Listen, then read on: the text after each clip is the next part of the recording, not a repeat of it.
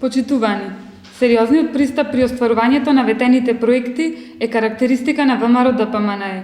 Се со цел поголема ефикасност во реализацијата на барањата од граѓаните, владата, предводена од ВМРО-ДПМНЕ, ги презеде најтемелните реформи во областа на катастарот. Потврда за успешното спроведување на реформите е тоа што македонскиот проект за катастар на недвижности и регистрација во 2010 година беше еден од 12 победници на надпреварот подобрување на животот на луѓето во Европа и Централна Азија, што го организира Светска банка. Катастарот од Прилеп успешно го имплементираше овој проект така што се востанови катастар на недвижности за сите катастарски општини на подрачјето на општина Прилеп, Долнени и Кривогаштени до крајот на 2010 година.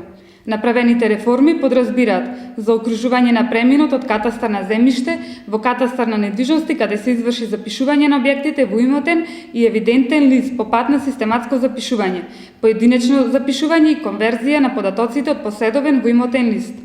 Воведена е приватна геодетска пракса со одвојување на теренски од канцелариски работи, со што се овозможи побрзо решавање на барањата на граѓаните за запишување или промена на нивните недвижнини, приватизација на градежното земјиште и легализација на бесправно изградените објекти. Од ноември 2011 година катастарот во Прилеп функционира како електронски катастар, што представува едно од најзначајните придобивки на граѓаните, овозможува пријавување, обработка, дистрибуција и пристап до ажурни податоци од катастарот на недвижности за целата територија на Македонија. Во сите катастарски одделенија во тек е дигитализација на катастарските планови, проект кој треба да заврши до крајот на 2014 година. Почитувани, со овие реформи Македонија денес се смета за лидер на Балканот по однос на катастарските услуги. Од подобрувањето на квалитетот и зголемувањето на достапноста на катастарските услуги, непосредна корист имаат сите граѓани.